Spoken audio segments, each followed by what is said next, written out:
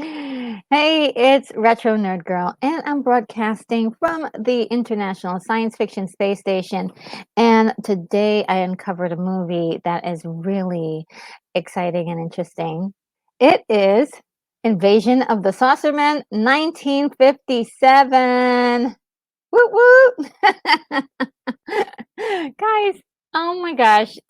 Yes, this was the first time of me watching this film, and I was extremely entertained. It was fun, and I can't wait to talk about it in great detail with you. 1957 is, I would say, the time in which we had a lot of drive-in movies that people would go in and see these types of movies. This way, you and your loved one could get cozy up and snuggle a little bit, and the girl would be like, "Oh, I'm so frightened," and the guy would put his arm around her, and they would snuggle. And then also you had a lot of times where the people would bring their families, and little boys and little girls would just look at this. Little boys and little girls could have a lot of fun with this.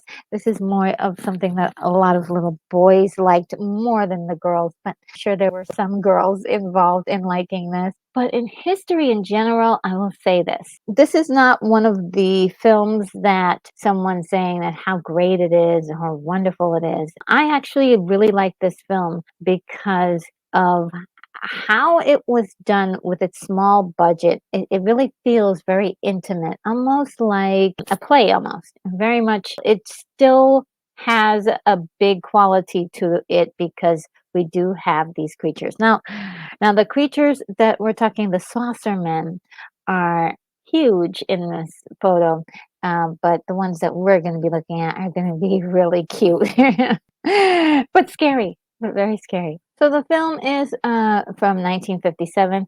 It has a rating of past, which is a time before they actually had a really good rating system for this.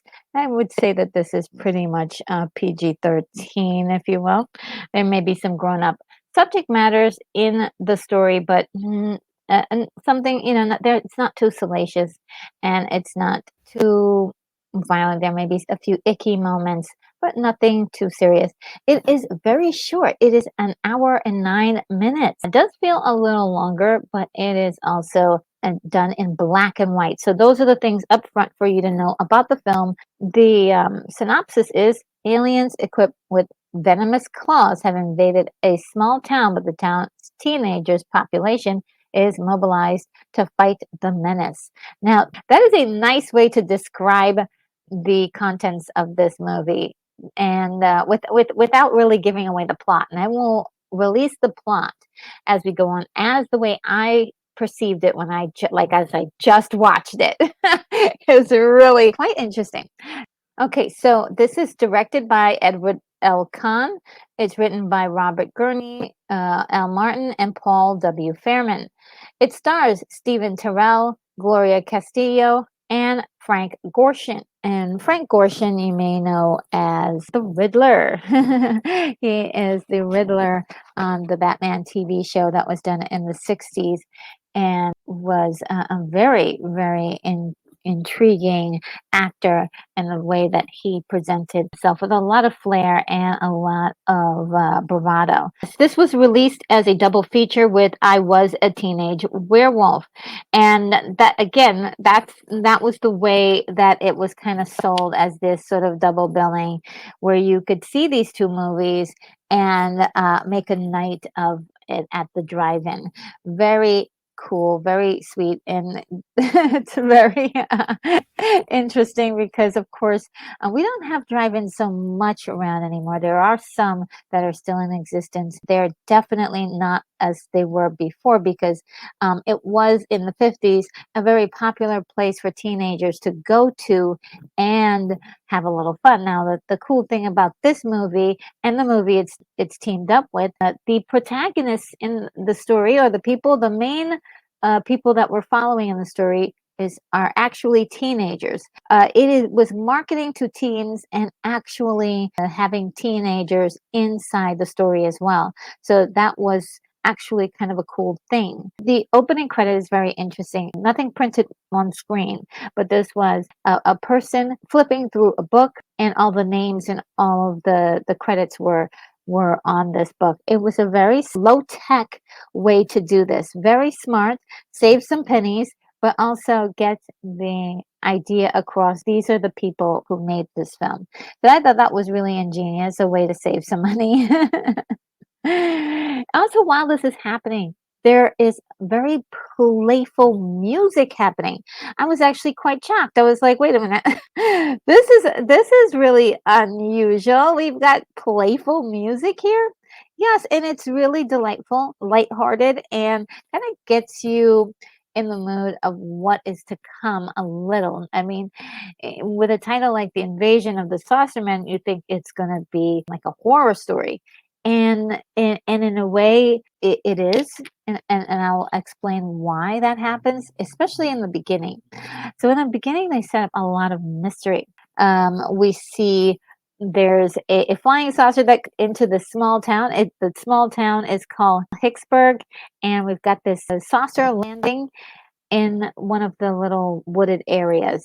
There's a couple people who see flashing lights in the sky, and there are military people who are sent to take a look at this flying saucer that's in the area. Now, a little bit before that, this movie is being narrated. It's being narrated by a person by the name of Artie. He's not from the town, Hicksburg, and him and his friend Joe are hanging out on a Saturday night looking for something to do.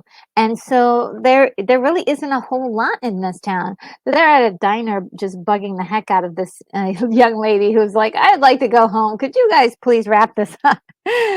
And so they unhappily go back to their hotel. Well, Joe is a little bit, he's very inebriated. He's been drinking pretty much all night long. It's really like, hey, I still want to have some fun. I'm going to go out there and see if I could find some fun. And Artie is like, "I'm just super tired. I just want to go to bed." So he goes back to the hotel room and relaxes. Joe goes on a little joyride, if you will. While he's there, he's actually one of the witnesses to the landing of the spaceship, and he sees the spaceship land. And he then tries to come back and tell his friend Artie, "We could make a lot of money. By the way, these guys are hard up on their luck, and so this seems like a great way for him to make lots of money with these aliens." He goes back out there, but things don't go very well for him. Now, while that's happening, there's also some teenagers. This is Johnny and Joan. Johnny and Joan are madly in love with each other, and they go to a place called Lover's Lane. At one point, they call it Lover's Point, but it's called Lover's Lane. It's in a clearing in a wooden area, but it's all on a property that belongs to an older man, a farmer, and so he's pissed because this is really, and there's so many characters. He's pissed because the kids keep on ruining his property. They leave cans of beer all over the place, and the local bull likes to drink that beer. It is a charming story the way they put it all together, I think.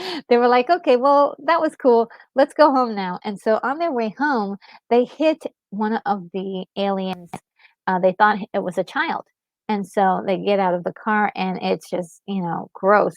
They notice that it looks like an alien. Little green men, they said. It is very shocking to them. And so they go to, there's the body. But while they're doing that, there's a hand that detaches from the body of this creature. What it looks like, it looks like points that come out, or needles that come out, and it takes the air out of the car, and so the car can't move. It has a flat tire now. The young kids, they go out to the farmer's house, hoping to get the farmer, but unfortunately, they get to the house. There's a phone, and they pick up the phone and call the police. to get them in on it, and the police don't believe them. See, yeah, the police don't believe him, and this is a funny scene. This scene is it's very funny the way this scene goes down with the cop, and I think there is an eeriness to some of this. This is not played for jokes necessarily, but this one they do put a few comedic moments in the story. So, and this is one of them. And yes, the farmer who comes home and finds out that these kids have been on his telephone, have been going through his house. He just is irate. He just, he was about to shoot them, I think. He kicks them out. They're like, but we don't have a car, or we don't have anything. He's like, get out of my house. I don't care what you do, just get out. So there's, and in a way, I wish that the farmer had worked with the kids, but they're just, a lot of people did not listen to the kids, and they go back to the car, but they find that the little green men are denting the car and putting a dent in the car to make it look like it's these creatures, to make it look like the car had hit somebody. Later on, I think it's described that they were putting a dent in the car to frame the kids. The kids they run away from the car and the green men, but they find the cops, and they were like, oh my goodness, thank goodness we found some cops. And the cops are like, no, we're gonna give you a drunk driving test. Yeah, that's what this is. I'm not sure. I've never had to take a drunk driving test, so I don't know what this is. But this is, I guess, what they used to do when you would get caught drinking.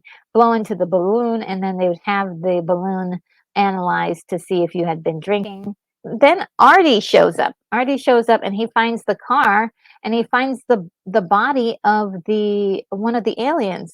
So his intention is he was going to take the alien body and put it in the refrigerator. I know.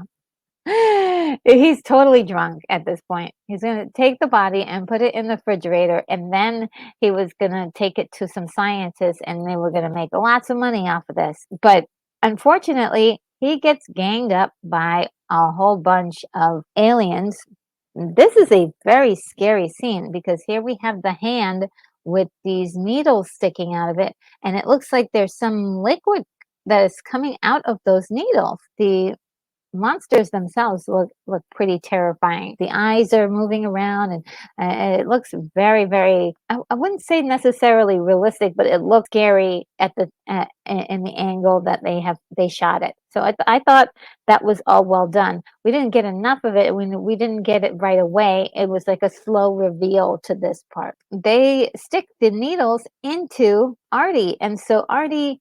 At this point, we believe that the needles are filled with possibly poison. We're not really sure what it is yet, but later on we discover that it is full of alcohol, and they only wanted to subdue him and not kill him. And we don't really find that out until much later, which is really cool because all this time we have all of this fear because we see him fall down, and we're like, oh no, are they killing him? And then we get this scene where the two lovers are in a car, and there's the hand. There's the hand again. These hands are really weird because the hands have eyeballs on it, so they can see. It's like almost like another entity altogether. The needles come out, and it's just about to stick this girl, fill her up full of.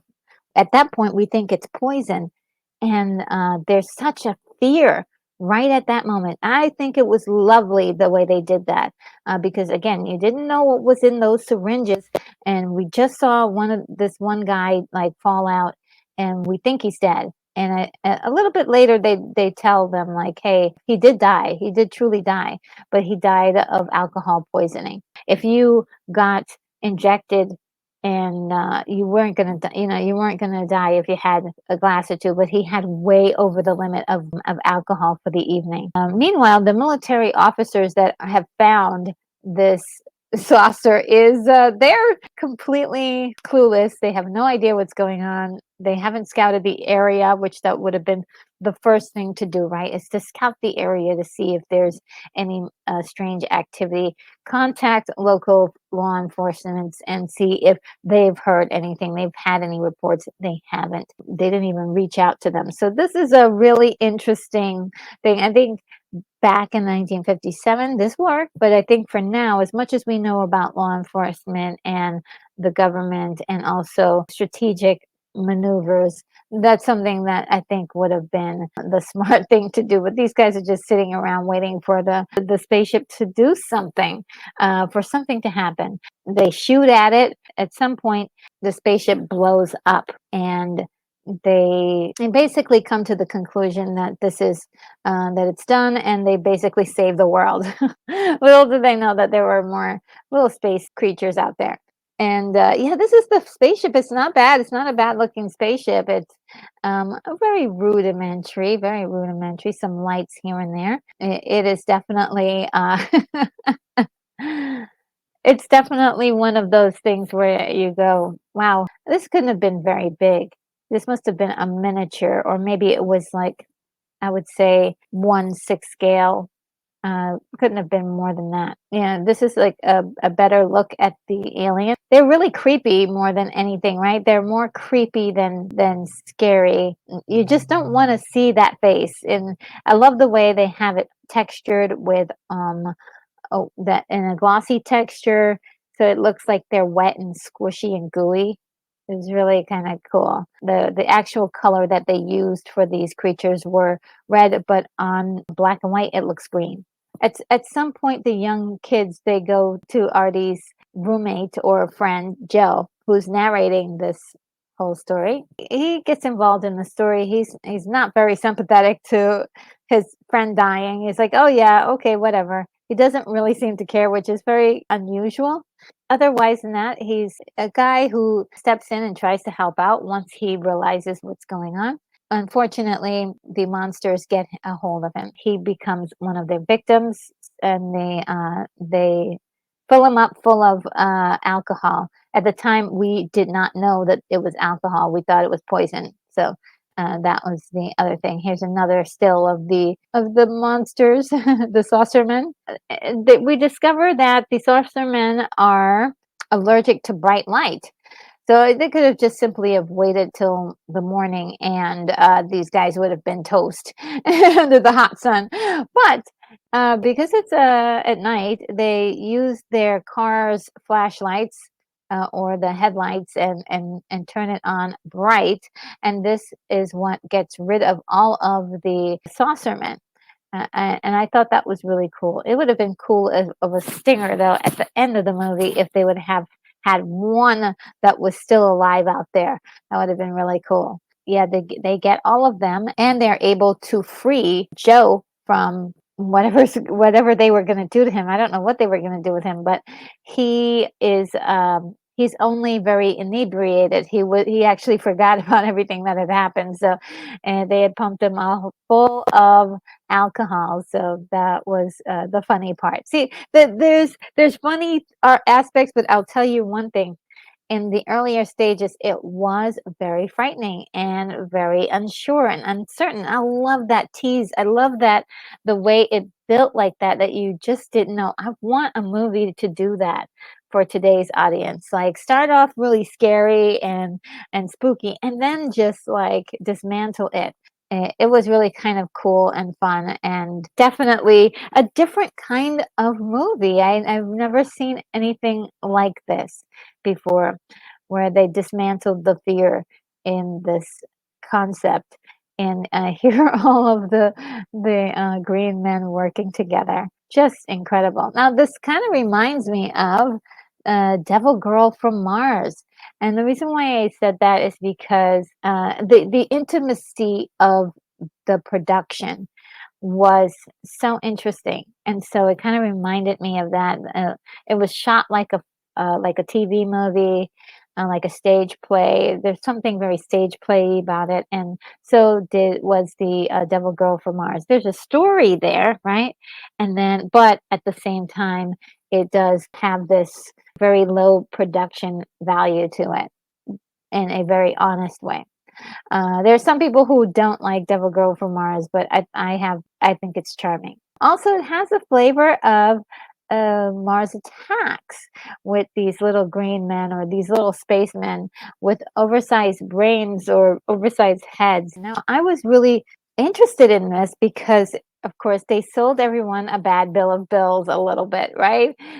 These guys are giant in this poster, but in the actual movie, they're all little people or played by dwarfs in the film, and it was actually interesting because I wasn't expecting it to be little green monsters. I was expecting giant, like a giant monster. So this poster was very, very misleading, but I don't think it's a misleading one that I'm upset about either. I thought that it was quite charming, the way that they looked. But there was still, if you looked at their faces, there it was still a frightening look, a frightening face. You wouldn't want to wake up and see that face, that's for sure. And let's see, anything else? One thing I noticed about this film is that the aliens know a lot about our culture. So they must have been studying Earth for a while because they actually tried to frame the kids for the murder of that man. So I was very surprised by that. I was like, wow, so they were smart enough to actually try to frame these kids. They know about the law. They know about, they don't want to be responsible for the death of Artie. That was a huge realization in the story that they knew so much about hum they were actually making decisions based on their knowledge of humans. So, yeah, that was really interesting. There could be more behind this. I would love for someone to take a story like this, name it something else though, and actually come up with something quite clever about an alien invasion. It doesn't have to be scary, but it also doesn't have to be funny either. It could go the scary route and would be a lot of fun. Yeah, these these monsters are really quite funny because you can shoot them and they won't die. So bullets don't work on them. But if you run them over with a car, they will die from that. And they will also die from lights shining on them. Sound like gremlins. I don't know. So, yeah, very strange and unusual. All right, guys. That was great. I had so much fun watching that film. It was lighthearted. I was so surprised to see how lighthearted it was. This was a joy. I did not know that I was going to have so much fun with it. But yeah, it was a cute story, very short, very quick one. And I was actually really impressed with the saucermen, how they look and how they were both scary and cute at the same time. Like I'm not sure. And but what they were doing with that, they had that hand that was just crawling around. Oh my goodness, that was so creepy and perfectly done. I just thought it was so cool and creepy at the same time. So those are my thoughts about this film. I really have to say I'm really looking forward to more movies like this. But this is just really a lot of fun for me to see the movie and just feel so energized by seeing something new. Love it, love it, love it. You know what I'm talking about, right? When you just see something for the first time, you're like, wow, that was actually really good. So I loved it. I also think that this era of movie making has so much charm to it. It's really charming, really charming, and I love that. I love that the sweetness behind this and the nature in which this genre kind of created its own kind of style. I hope you enjoyed that. I hope you enjoyed it. I hope you guys have seen this, and do let me know what you think of the movie if you've seen it. And if you haven't seen it, let me know if anything that I have mentioned is interesting. If you're like, well, I might want to see it. If you do, it's right here on YouTube. You can watch it. It is actually lots of different channels are hosting this movie, and it's really not that much of time. It's only an hour and 9 minutes, so it's not too much time to devote. And I think you'll have a great time seeing Frank Gorshin in something other than Batman, and he's actually really quite good in this, and very entertaining in this. But I wanted him to do more in the story, unfortunately for his character, but it's still great. It was still great. Well, guys, and this is it. I hope to see you again in the next one. Take care, guys.